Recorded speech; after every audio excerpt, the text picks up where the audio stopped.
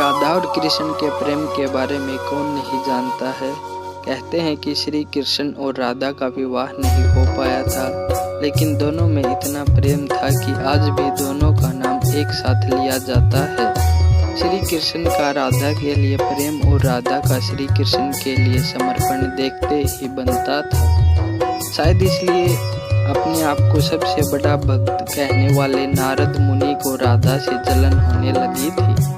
यह बात श्री कृष्ण अच्छी तरह से जानते थे। एक दिन राधा के बारे में बात करने के लिए नारद मुनि श्री कृष्ण के पास आए। यह बात श्री कृष्ण को पता चल गई थी। जैसे ही नारद मुनि वहां पहुंचे तो श्री कृष्ण उन्हें देखकर अपना सिर पकड़कर बैठ गए। नारद मुनि ने श्री कृष्ण से पूछा कि क्या हुआ प्रभु, आप ऐसे अपने सिर को पकड़कर क्यों बैठे हैं? श्री कृष्ण ने कहा, हे नारद मुनि, मेरा सिर दर्द कर रहा है।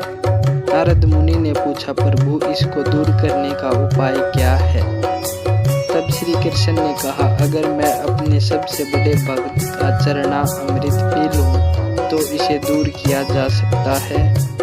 तब नारद मुनि सोचने लगे कि सबसे बड़ा भक्त तो मैं हूँ, लेकिन अगर मैं अपना चरण अमृत दूंगा तो मुझे नरक जाने जितना पाप लगेगा। मैं प्रभु को अपना चरणामृत नहीं दे सकता। कुछ देर सोचने के बाद उनके मन में राधा का विचार आया और वे सोचने लगे कि लोग राधा को भी तो श्री कृष्ण का सबसे बड़ा भक्त मानते हैं, इसलिए क्यों न उनके पास जाकर पूछा जाए। ऐसा सोचकर वह राधा के पास गए और उन्हें सारी बात बता दी। राधा ने जैसे ही सुना, एक बर्तन में अपने पैर धोकर चरणामृत नारद मुनि को देते हुए कहा, हे मुनिराज, मुझे नहीं पता कि मैं उनकी कितनी बड़ी भक्त हूँ, लेकिन मुझे यह पता है कि श्री कृष्ण को अपना चरणामृत देने से मुझे नरक में जाने जितना पाप लगेगा और मुझे नरक जितनी यातना सहन करनी पड़ेगी। मुनिवर, वह सब मैं सहन कर सकती हूँ, लेकिन अपने स्वामी को पीड़ा में नहीं देख सकती। यह चरणामृत ले जाकर आप उन्हें दे दें। राधा की बात सुनकर नारद मुनि का सारा घमंड चूर चूर हो गया और उनको पता चल गया कि राधा ही सबसे बड़ी भक्त है और श्री कृष्ण ने यह लीला मुझे समझाने के लिए ही रची थी।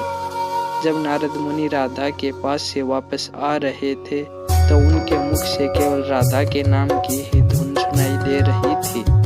जब वे श्री कृष्ण के पास पहुंचे तो देखा कि श्री कृष्ण उनको देखकर केवल मुस्कुराए जा रहे हैं और नारद मुनि ने भी सारी बात को समझकर उन्हें प्रणाम करते हुए कहा, राधे राधे।